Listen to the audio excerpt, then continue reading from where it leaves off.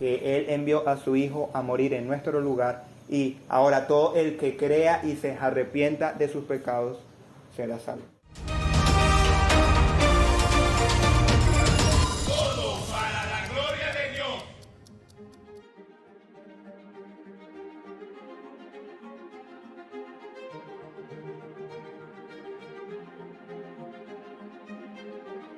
Buenos días a todos. El Señor los bendiga en gran manera. Vamos a iniciar con nuestro curso de las doctrinas fundamentales de la fe, porque es necesario que todo cristiano maneje las doctrinas fundamentales.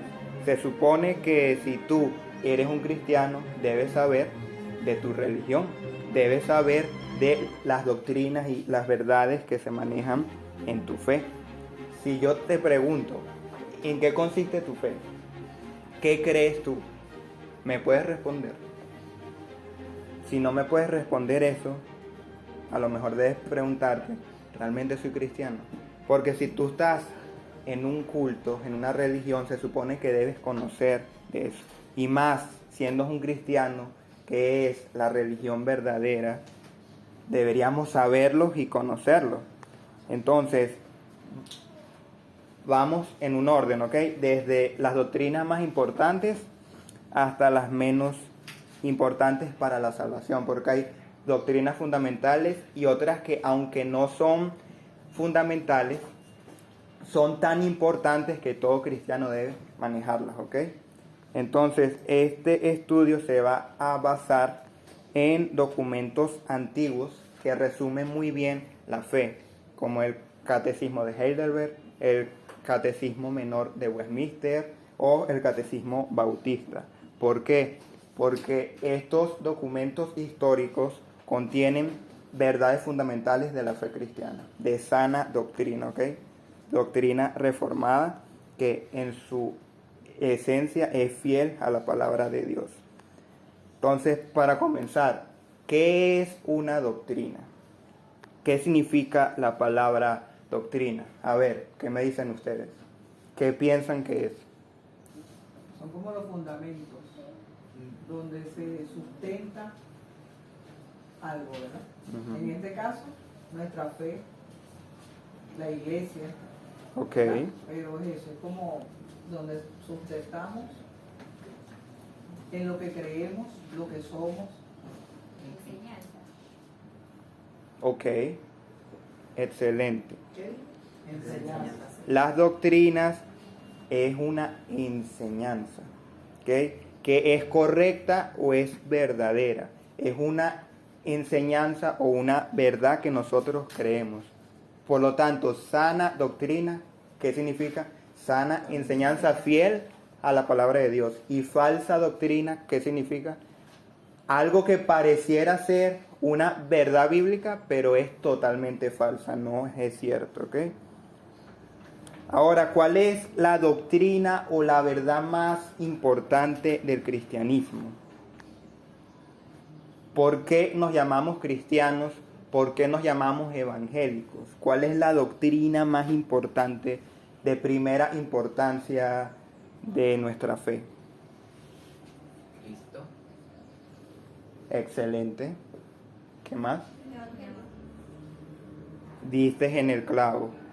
Somos cristianos porque nos basamos en nuestro Señor Jesucristo.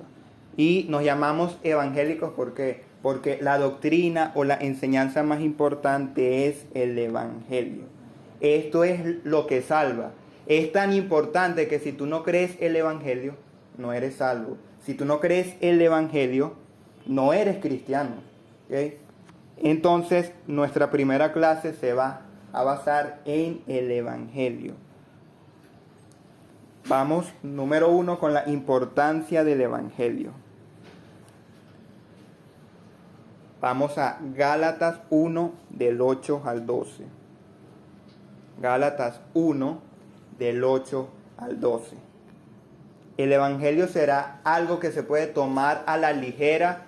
Es una doctrina que se puede negociar, que podemos tener diferencias, o es una doctrina fundamental, cardinal, que no se puede negociar, que no se puede dar como que no, sí, puede que no estés de acuerdo y de la misma forma eres salvo igual.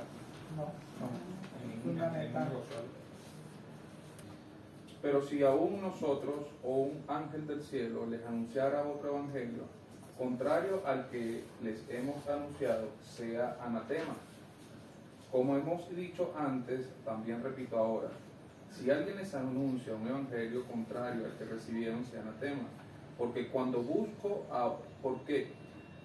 ahora el favor de Dios de los hombres o el de Dios, o me esfuerzo por agradar a los hombres. Si yo todavía estuviera tratando de agradar a los hombres, no sería siervo de Cristo.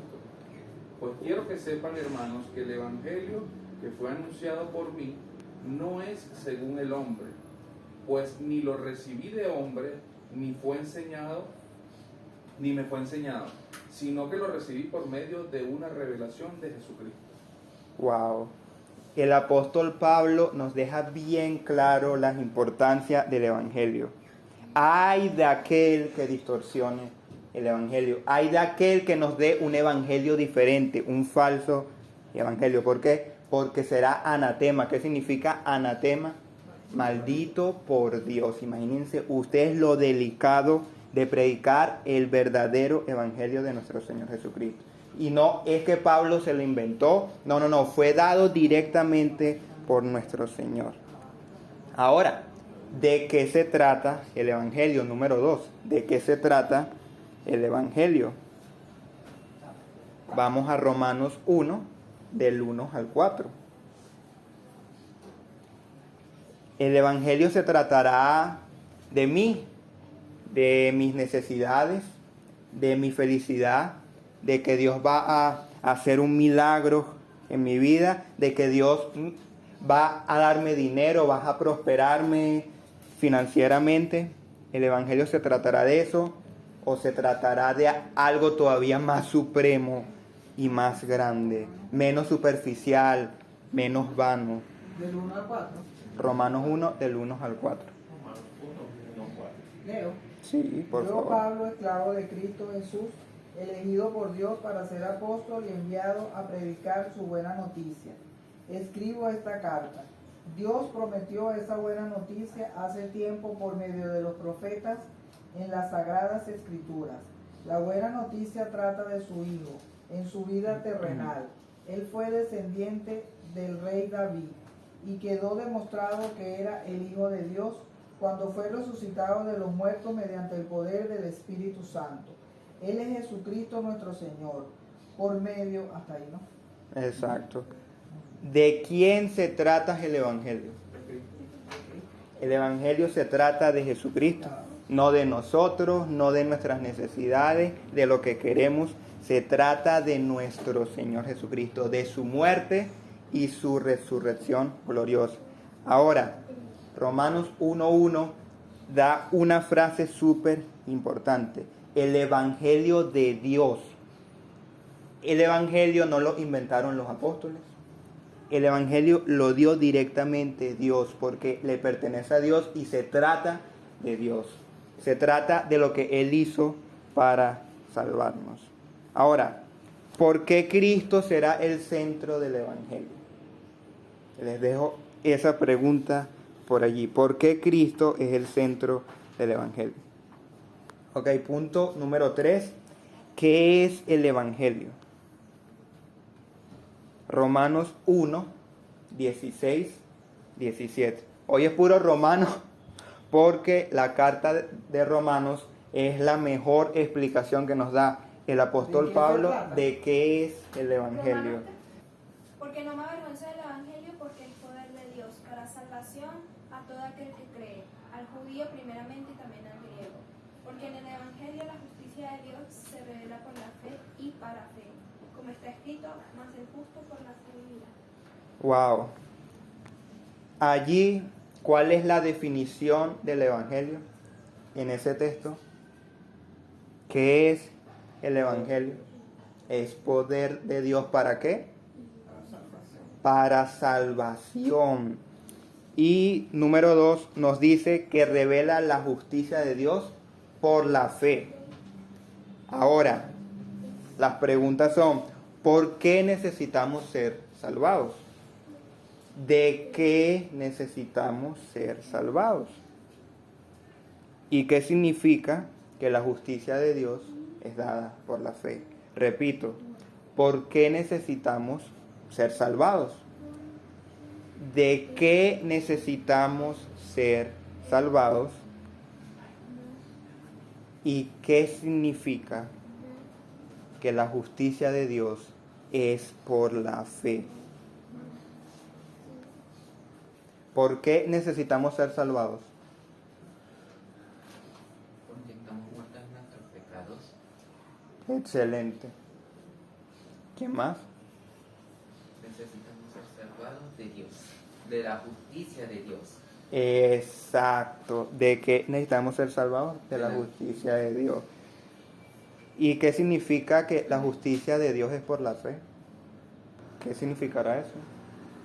Porque ahí dice, el justo vivirá por la fe. Porque en el Evangelio se ha revelado la justicia de Dios, que es por fe y para fe. ¿Qué significa eso? ¿Por qué se revela la justicia de Dios por medio de la fe? Ya lo vamos a ver. Punto número 4, el contenido del Evangelio. El contenido del Evangelio lo podemos dividir en 5 partes. Anótelo por allí. Número 1, ¿quién es Dios? ¿Ok? Número 2, ¿quién es el ser humano? ¿Cuál es la mala noticia? Número 4, ¿cuál es la buena noticia? ¿Cuál es el llamado del Evangelio? ¿O cuál es su llamado? Esto sirve como un tips evangelístico, ¿ok? Con una mano, sus 5 dedos van recordando las verdades que deben ir diciendo. Número 1, ¿quién es Dios? Número 2, ¿quién es el ser humano?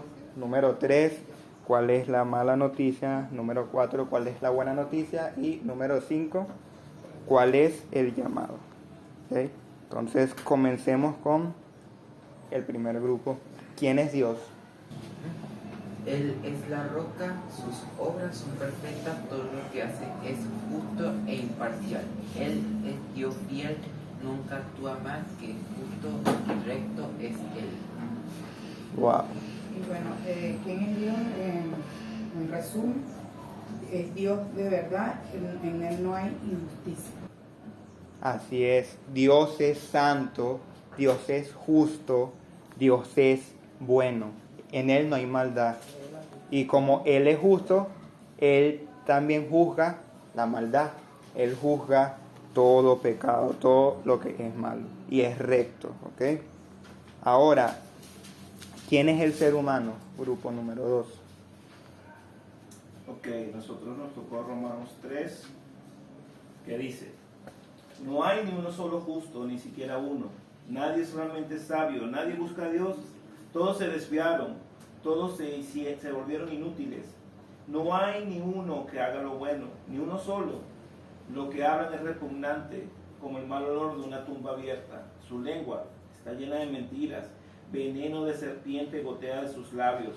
Su boca está llena de maldición y amargura.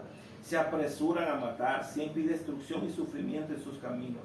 No saben dónde encontrar paz, no tienen temor de Dios en absoluto. Wow. Bueno, ya vimos la descripción del ser humano.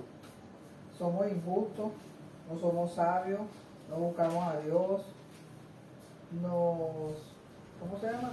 Nos desviamos, somos inútiles, no hacemos lo bueno, hablamos repugnancias, somos mentirosos y maldecimos, amargados, asesinos, generamos destrucción, sufrimiento, no tenemos paz y no le tenemos temor a Dios. Nada menos y nada más. No le tememos al Señor. El ser humano es pecador. El ser humano es malvado y es digno de muerte. porque se rebeló en contra de su creador. Ahora, grupo número 3. ¿Cuál es la mala noticia que nos da el Evangelio? Porque para que nos den una buena noticia, tiene que haber una mala noticia, un problema para que luego se dé la solución a ese problema. ¿Cuál es esa mala noticia? Bueno, ya vimos el problema de todo lo que somos los seres humanos, ¿no? Nosotros nos tocó Romanos 1, 18 y Romanos 2, del 3 al 5. Romanos 1, 18 dice, porque la ira de Dios se revela desde el cielo contra toda impiedad e injusticia de los hombres, que con injusticia restringen la verdad.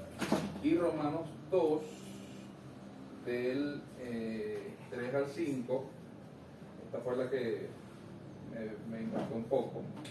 Dice, y piensas esto, oh hombre, tú que condenas a los que practican tales cosas y haces lo mismo, que escaparás del juicio de Dios, o tienes en poco las riquezas de su bondad y tolerancia y paciencia, ignorando que la bondad de Dios te guía al arrepentimiento.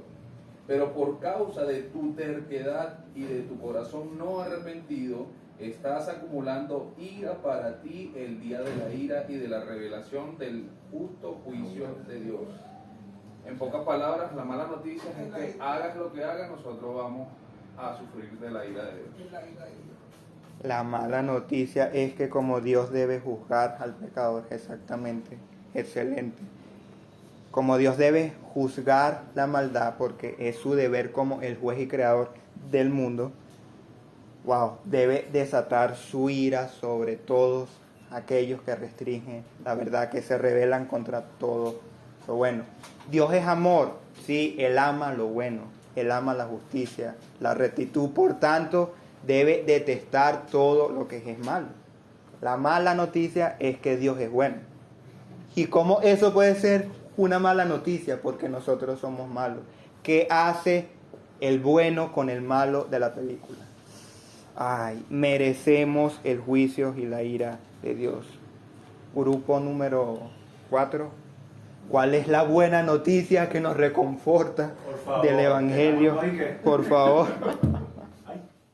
Sin embargo, en su gracia, Dios gratuitamente nos hace justos a sus ojos por medio de Cristo Jesús, quien nos liberó del castigo de nuestros pecados, pues Dios ofreció a Jesús como el sacrificio por el pecado. Las personas son declaradas justas a los ojos de Dios cuando creen que Jesús sacrificó su vida al derramar su sangre.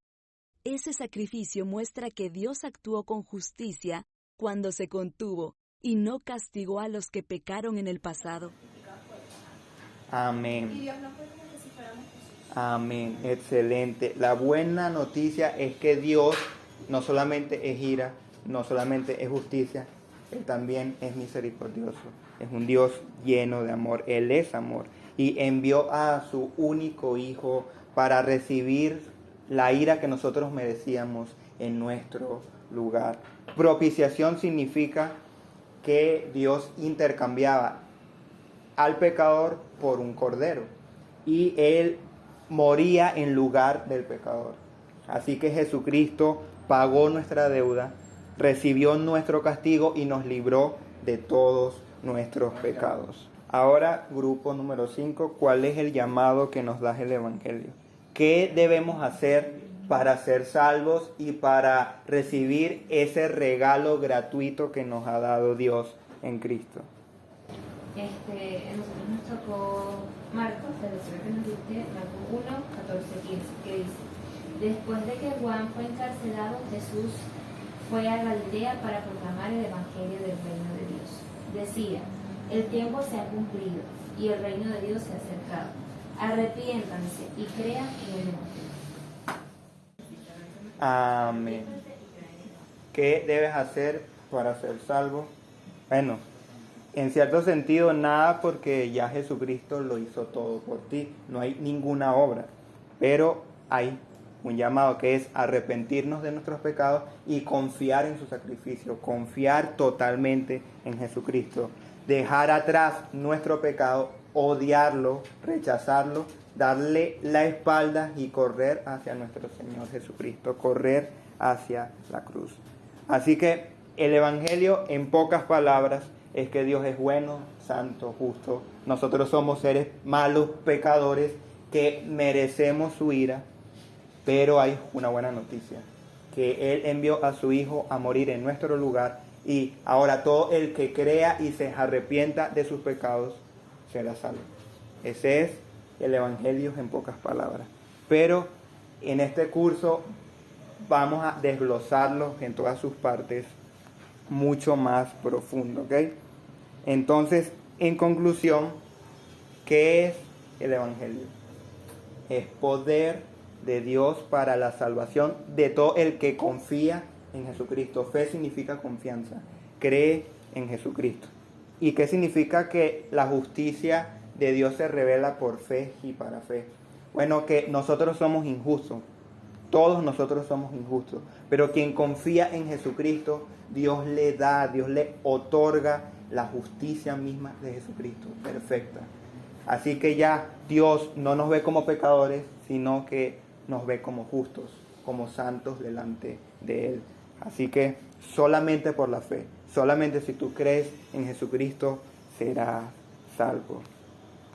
En este curso estudiaremos doctrinas fundamentales, tales como las Escrituras, anótenlo allí.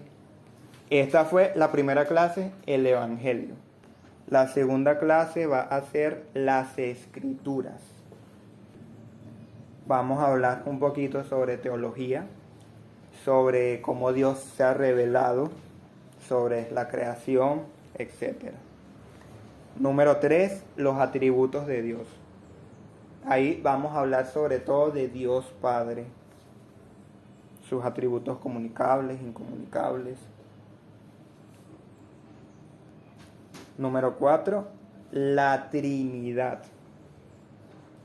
Allí vamos a hablar sobre todo de Jesucristo y del Espíritu Santo, que son Dios también. 5, el pecado. Vamos a hablar, un poco sobre quién es el hombre, sobre la caída y la depravación total. Número 6, la salvación. Vamos a hablar un poco sobre las 5 solas, la gracia, la justificación, la redención y todos estos términos que son el fundamento de la fe. Número 7, la iglesia y la vida cristiana.